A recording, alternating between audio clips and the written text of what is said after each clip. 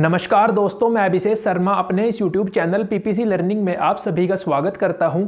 आज का हमारा इस वीडियो का मोस्ट इंपॉर्टेंट टॉपिक है पानीपत का प्रथम युद्ध। इस वीडियो में हम क्या पढ़ेंगे? इस वीडियो में हम पढ़ेंगे बाबर। बाबर कौन था? बाबर मुगल वंश का संस्थापक था जिसने मुगल वंश की स्थापना 1526 में की। कब की? पानीपत के प्रथम युद्ध में इब्राहिम लोदी को हराने के बाद बाबर ने मुगल वंश की स्थापना भारत में 1526 में की। तो पानीपत के प्रथम युद्ध को पढ़ने से पहले हम बाबर के बारे पढ़ते हैं। चलिए शुरू करते हैं। देखिए बाबर, तो आपको बाबर के बारे क्या क्या पता होना चाहिए? जो मोस्ट इंपॉर्टेंट क्वेश्चन है जिनके बारे एग्जाम में पूछा जा सकता है और अब तक पूछा जा रहा है। जन्म कब हुआ? तो बाबर का जन्म हुआ 1483 में। इनके पिता का नाम उमर शेख मिर्जा, माता का नाम कुतलुग निगार खान। एक सबसे मोस्ट इंपॉर्टेंट क्वेश्चन देखिए, बहुत से बच्चे क्या पढ़ते हैं? बाबर भारत कब आया? बाबर ने मुगल वंश की स्थापना कब की? तो यहां से एक क्वेश्चन बनता है कि बाबर का पूरा नाम क्या था? तो बाबर का पूरा नाम था जहीरुद्दीन मोहम्मद बाबर। तो पानीपत का प्रथम युद्ध आप सभी जानते हैं 21 अप्रैल 1526 को हुआ। तो जो बाबर है, तो इसने जब भारत में मुगल वंश की स्थापना की, तो मुगल वंश की स्थापना इसने पानीपत के प्रथम युद्ध में जीतने के बाद की। लेकिन इसने इसके साथ साथ हमारे भारत देश में तो 3 और मोस्ट इंपॉर्टेंट युद्ध लड़े। तो उन युद्धों के बारे में भी हम पढ़ेंगे। आज की इस वीडियो में हम सिर्फ पानीपत का प्रथम युद्ध पढ़ेंगे, लेकिन अगली वीडियो एक और छोटी वीडियो बनेगी यहाँ पे, उसमें हम पढ़ेंगे खानवा का युद्ध, चंदेरी का युद्ध और घाघरा का युद्ध। तो जो बाबर है उसकी मृत्यु कब हुई? 1530 में। तो अब देखिए, आज की जो वीडियो है यहाँ से शुरू होती है आत्मकथा। तो बाबर की जो आत्मकथा है, अगर आपसे पूछा जाए बाबर की आत्मकथा, तो गूगल पे भी कई बार क्या मिलता है? बाबर की आत्मकथा। तो वहां पे क्या आता है लिखा हुआ? बाबरनामा। आप सभी बाबरनामा के बारे ही जानते होंगे। आत्मकथा का क्या मतलब है? कि इसने अपने बारे बताया है। तो बाबर की जो आत्मकथा है वो है बाबरनामा। तो एक क्वेश्चन बताइए आप सभी, जो बाबरनामा है क्या बाबर ने खुद लिखा है?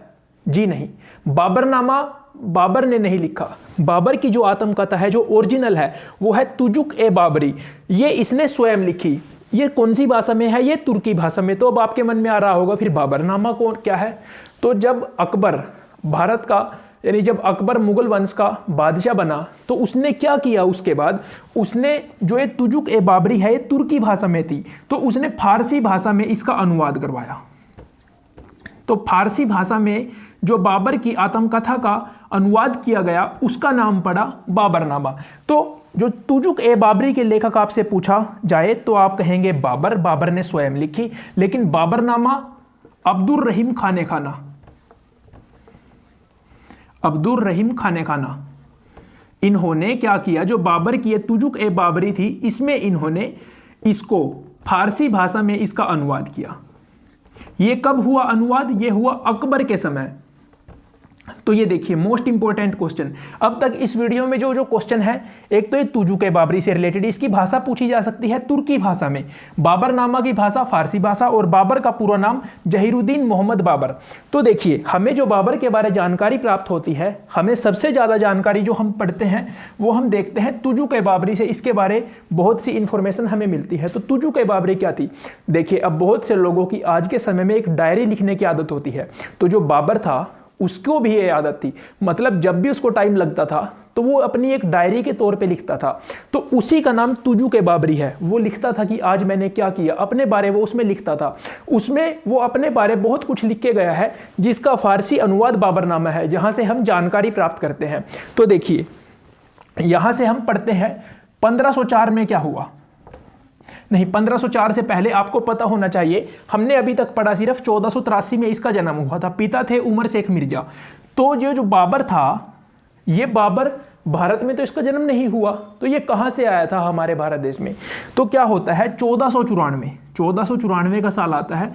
बाबर लगभग 11-12 साल का था, 12 साल का था बाबर। तो उस समय ये फरगना की गद्दी पर बैठता है। फरगना कहां पे पड़ता है? अब आप कहेंगे फरगना, ये जो है फरगना की गद्दी पर बैठता है बाबर। देखिए कितनी छोटी उम्र में। तो ये कहां पे पड़ता है फरगना? ये पड़ता है उज्बेकिस्तान में।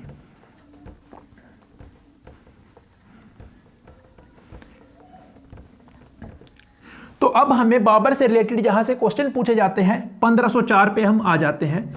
1504 में क्या होता है? बाबर काबुल को जीत लेता है। बाबर काबुल पे हमला करता है और काबुल को जीत लेता है।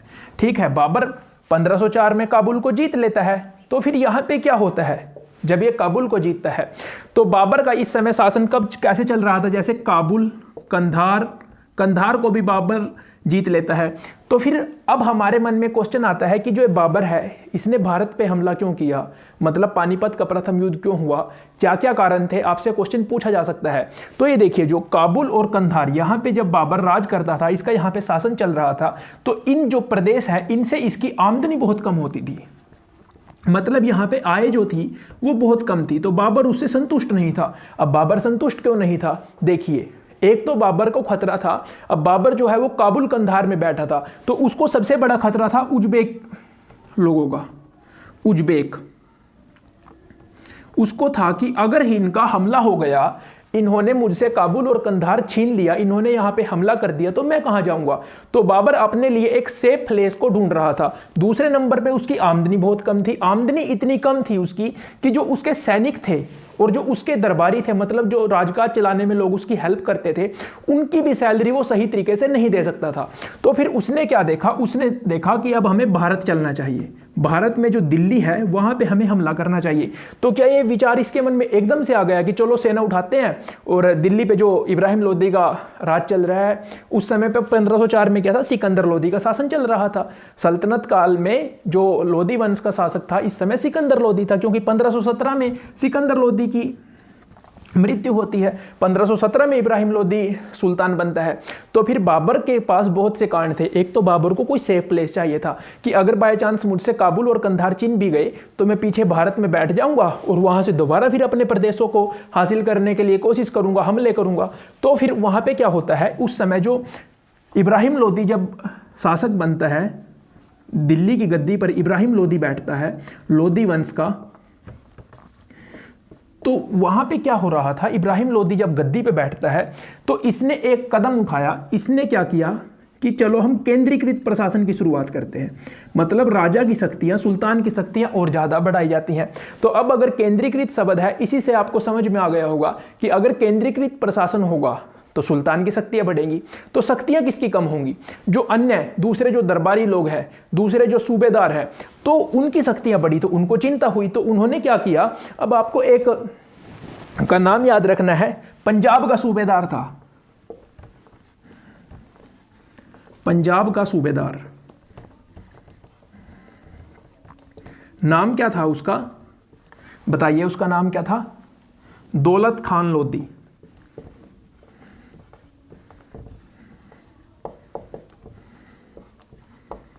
तो दौलत खान लोधी को टेंशन होती है, टेंशन तो सभी को हो रही थी कि अगर इसने केंद्रीकृत प्रशासन की शुरुआत कर दी तो फिर इनकी शक्तियां कम हो जाएगी। तो फिर क्या होता है, ये जो दौलत खान लोधी है ये बाबर के पास संदेश भेजता है कि आप आइए, जो इब्राहिम लोधी है उससे सही से शासन नहीं चल रहा है, आपके लिए सही समय है, आप आइए दिल्ली पे हमला कीजिए। तो इसको ये जाता है, और कौन जाता है, दिलावर खान लोधी। अब दिलावर खान लोधी कौन था, तो ये दौलत खान लोधी का पुत्र था। और एक बाबर को बुलावा भेजता है राणा सांगा। राणा सांगा जी से रिलेटेड हमें पढ़ना है खानवा का युद्ध जो 1527 में हुआ था। तो ये तीन लोग बाबर को संदेश भेजते हैं कि आइए इब्राहिम लोदी को गद्दी से हटाइए। तो फिर देखिए क्या होता है, उसके पास संदेश जाता है। तो जब यहाँ से संदेश जाता है तो बाबर उस समय तक ये नहीं है कि बाबर ने एकदम से सोचा कि चलो इनका संदेश आ गया, चलिए सेना उठाते हैं और दिल्ली पे हमला कर देते हैं, ऐसा नहीं था। 1504 में जब बाबर ने काबुल पे अधिकार किया था तो बाबर ने अपनी तुज्जु के बाबरी में लिखा है, उसने बताया है कि मेरे मन में हर रोज चलता रहता था, मतलब बाबर को था कि मेरे को जो हिंदुस्तान है इस पे कब्जा करना है, इस पे अपना शासन स्थापित करना है। लेकिन फिर 1504 से लेके 1526 तक बाबर कहाँ था, आप कहेंगे उसने 1526 में ही हमला क्यों किया। तो क्या आप जानते हैं 1526 से पहले भी बाबर ने भारत पे हमला किया था। बाबर ने पंजाब क्षेत्र तक हमला कर दिया था। बाबर ने कुल भारत पे 5 आक्रमण किए थे। ये 5वां आक्रमण था जो पानीपत का प्रथम युद्ध हुआ था। पानीपत में जो युद्ध हुआ था इब्राहिम लोदी के खिलाफ, जिसमें बाबर की ही जीत हुई थी, वो 5वीं बार आया था उस समय भारत में। तो पढ़ेंगे हम उसको भी। तो बाबर ने 1504 में जब काबुल पे अधिकार किया तो बाबर के मन में था कि मेरे को यहाँ पे अपना शासन स्थापित करना है, लेकिन वो बताता है कि परिस्थिति सही नहीं थी। कभी तो उसके दरबारी उसको मना कर देते थे कि नहीं हम नहीं करेंगे, मतलब वो उससे असहमत रहते थे, और कभी उसके जो भाई थे उनके बीच नहीं बनती थी कि नहीं अभी हमला करने का सही समय नहीं है। तो फिर हम देखते हैं कि जो बाबर है उसने क्या किया, बाबर ने 1519 में सीमा क्षेत्र पे हमला किया। तो आपको क्या याद रखना है, 5वां हमला था ये जो पानीपत का युद्ध था। तो हम 1524 में क्या होता है, जो बाबर है लाहौर सहित 1524-25 तक बाबर लाहौर सहित पंजाब पे अधिकार कर लेता है। पंजाब पे बाबर का अधिकार हो जाता है। और ये जो दौलत खान लोधी था कहां का सूबेदार था, पंजाब का ही सूबेदार था। तो फिर क्या होता है 1526 में, देखिए अब हम पढ़ते हैं 21 अप्रैल 1526। तो फिर बाबर आता है कि चलिए अब दिल्ली की तरफ चलते हैं। तो जब बाबर दिल्ली की तरफ आता है तो जो बीच में पानीपत पड़ता है, पानीपत तो आप सभी जानते होंगे, यहाँ पे 3 लड़ाइयाँ हुई। तो पानीपत में इन दोनों के बीच युद्ध होता है। तो अब हम जानते हैं कि पानीपत का जो युद्ध हुआ था इसकी क्या क्या विशेषताएं थी। देखिए ये जो युद्ध हुआ था, इस युद्ध को जीतने के बाद ही भारत में मुगल वंश की स्थापना की बाबर ने। तो उस समय दिल्ली का शासक कौन था, इब्राहिम लोदी। तो अब हम कंपैरिजन करते हैं कि युद्ध में किसके पास कितनी सेना थी। इधर बाबर, तो हमें जानकारी मिलती है कि इब्राहिम लोदी के पास इस युद्ध में लगभग 1 लाख की सेना थी और बाबर के पास 12,000 की सेना थी। तो अब आप कहेंगे कि क्या इतना डिफरेंस, 88,000 के लगभग का डिफरेंस है, इतनी सेना से कोई युद्ध जीत सकता है? तो अब आप एक बात बताइए, ये जो 1 लाख की सेना थी क्या इसमें सारे के सारे ही लड़ाके थे, मतलब सारे के सारे सैनिक थे? जी नहीं। जो भारत के शासकों की सेनाएं होती थी तो उनमें क्या होता था, उनके साथ और लोग भी चलते थे, नौकर चाकर भी चलते थे। ऐसे लोग बहुत होते थे जो युद्ध नहीं करते थे, मतलब वो सेना की देखभाल के लिए होते थे, कोई रास्ता साफ करने के लिए चलता था, कोई सामान उपलब्ध करवाता था। तो उन सब की संख्या मिला के यहाँ पे 1 लाख बताई गई है। और 1,000 हाथी, अलाउद्दीन खिलजी के समय से ही जो हमारे दिल्ली में सुल्तान थे वो सेना में हाथी रखते थे, युद्ध के लिए हाथियों का प्रयोग किया जाता था।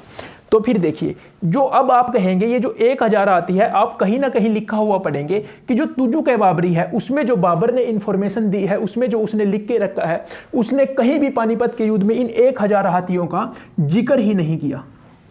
उसने जिक्र नहीं किया, लेकिन हाथी तो थे। तो ऐसा हो सकता है कि जो इब्राहिम लोदी के हाथी थे उनको युद्ध में हमला करने का मौका ही नहीं मिला। तो अब आप कहेंगे जब वो हाथी लेके युद्ध में जा रहा है तो ये क्या बात हुई कि बंदा युद्ध में नहीं उतारेगा हाथियों को?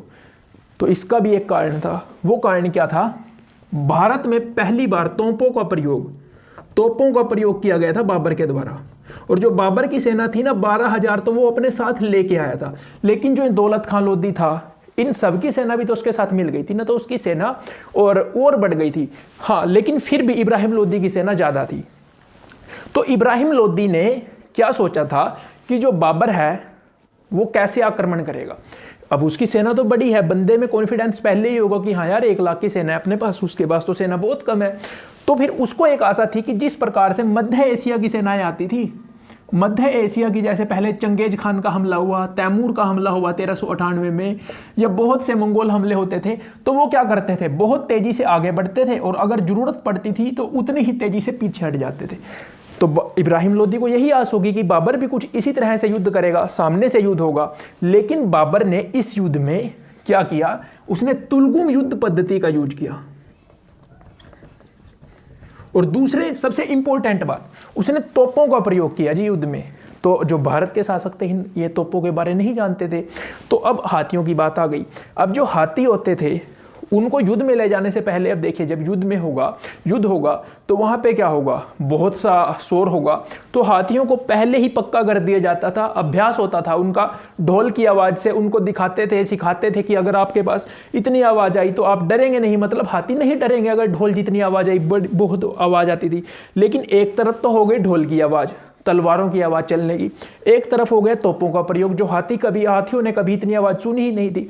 तो जब तोप चलेगी, सामने से एक सेना इधर खड़ी है, एक सेना इधर खड़ी है, तो अगर इधर से तोप आएगी, यहां पे हाथी खड़े हैं, तो वो डर जाएंगे। जाहिर सी बात है यार, डरेंगे तो है ही आती। जब उन्होंने ये चीज़ ही पहली बार देखी, वो जानवर है वो तो डरेगा ही। तो अब उसमें से गोले निकलेंगे, आग निकलेगी, बहुत ज़्यादा आवाज़ होगी। तो हाथियों ने क्या किया, वो पीछे की तरफ ही भागने लग गए। तो ऐसा कहा जाता है कि जो इब्राहिम लोदी है, इसकी कुछ सेना को तो हाथियों ने ही कुचल दिया। अब अगर हाथी अपनी ही सेना की तरफ भागेंगे, वो जानवर है वो डर के भागेगा, तो जाहिर सी बात है कुछ ना कुछ तो सैनिक है जो उनकी हद मरेंगे, वो उनकी डेथ होगी। तो फिर यहाँ पे क्या हुआ, ऐसा भी यहाँ पे हुआ। और जो तुलगुम युद्ध पद्धति थी, तो इसमें मैं आपको बिल्कुल छोटे उस पर बताता हूँ लेवल पे क्या होता था कि अब तक क्या था, जैसे ये सेना खड़ी है, इधर से भी सैनिक आएंगे, इधर से भी सैनिक आएंगे। अब तक तो युद्ध में ऐसा ही होता था, घोड़े वाला घोड़े से लड़ेगा, पैदल पैदल से लड़ेगा, हाथी वाले हाथी से लड़ेंगे। लेकिन बाबर ने क्या किया, अब देखिए सैनिक आ गए, लड़ाई चल रही है जी, यहाँ से भी तलवार चल रही है, भाले चल रहे हैं, सब कुछ चल रहा है। लेकिन बाबर ने जो तुलगुम युद्ध पद्धति थी, इसमें क्या होता था, जैसे एक सेना यहाँ पे खड़ी कर दी, एक यहाँ पे खड़ी कर दी। मैं आपको वैसे बताता हूँ, तो ये दो यहाँ पे लड़ रहे हैं, तो ये जो सेना है ये यहाँ से आक्रमण करेगी। ठीक इस प्रकार ये सेना यहाँ से आक्रमण करेगी। तो अब एक जो सैनिक लड़ रहा था, आमने सामने की लड़ाई हो रही थी, उसके पास इधर से भी हमला हो गया, इधर से भी वो घिर गया। तो इस तरह से जो बाबर है, उसकी जो युद्ध पद्धति थी, उसके कारण उसको बहुत ज़्यादा फायदा मिला। कम सेना के बल पे भी उसने युद्ध में जीत प्राप्त की। और एक बात, उसने उस्मानिया युद्ध पद्धति का भी प्रयोग किया था। अब ये उस्मानिया क्या है, तो जो तोप सजाई गई थी ना, बाबर ने क्या किया, जैसे युद्ध में सेना के आगे सेना पीछे रखी, आगे गाड़ियां लगा दी, ऐसे एक प्राचीर बना दी, गाड़ियों से दीवार बना दी। तो जब दीवार बना दी, उन गाड़ियों को आपस में जोड़ दिया, तो यहाँ पे छाती जितने लेवल पे उसने तोपें सेट कर दी जी, जो वो तोपें लेके आया था। तो तोपें चल रही हैं यहाँ से, उसके पीछे पीछे सेना है, तो उसको तो इतना लॉस नहीं होगा, क्योंकि जो तोपें हैं वो पहले ही संहार कर देंगी बहुत से सैनिकों का। अब सैनिक आक्रमण बोलेंगे तो वो भाग के आएंगे, आगे से तोप चल रही है, तो तोप के आगे सैनिक कहां तक अड़ेगा। उसने पहली बार तोप का प्रयोग देखा है। तो यहां से जो इब्राहिम लोदी है, उसको बहुत सारा लॉस हुआ। तो फिर क्या होता है, इब्राहिम लोदी स्वयं ही युद्ध में उतर जाता है अपने सैनिकों को लेकर। मतलब क्या होता था, देखिए यार खुद बताइए, जैसे एक सेना यहाँ पे खड़ी है, एक सेना यहाँ पे खड़ी है, तो राजा क्या होता था, तकरीबन जो सुल्तान होते थे, बादशाह होते थे, जो कमांडर होते थे, वो पीछे से सेना को कमांड करते थे, पीछे से सेना को कमांड करते थे, आगे सेना लड़ती थी। राजा को तो सेफ ही रखा जाता था, वो स्वयं आगे थोड़ी जाएगा। लेकिन जब उसने देखा कि सेना तितर बितर हो रही है, मतलब इधर उधर भाग रही है, हाथी आगे से आ रहे हैं, तोपें चल रही हैं, समझ नहीं आ रहा है, तो उसने स्वयं ही निर्णय लिया। देखिए इब्राहिम लोदी जो था वो बहादुर था, उसने स्वयं ही निर्णय लिया, वो भागा नहीं युद्ध से, उसने स्वयं निर्णय लिया कि मैं आगे जाके लड़ता हूं। तो वो आगे चला गया लड़ने, ठीक है, उसके साथ कुछ सैनिक भी थे। तो जो बाबर के साथ इब्राहिम लोदी का युद्ध हो रहा था, उसमें एक क्वेश्चन पूछा जाता है कि ऐसा कौन सा शासक था, सल्तनत काल का ऐसा कौन सा शासक था जो युद्ध के मैदान में ही मारा गया। तो वो था इब्राहिम लोदी। इब्राहिम लोदी युद्ध के मैदान में ही मर गया, उसकी जो मौत हुई वो युद्ध के मैदान में ही हुई, वो शहीद हुआ युद्ध के मैदान में ही, ठीक है। तो युद्ध में वो मारा गया, तो बाबर की जीत हो गई युद्ध में। तो फिर क्या होता है, अब आपको क्वेश्चन पूछा जा सकता है, काबुली बाग मस्जिद, काबुली बाग मस्जिद,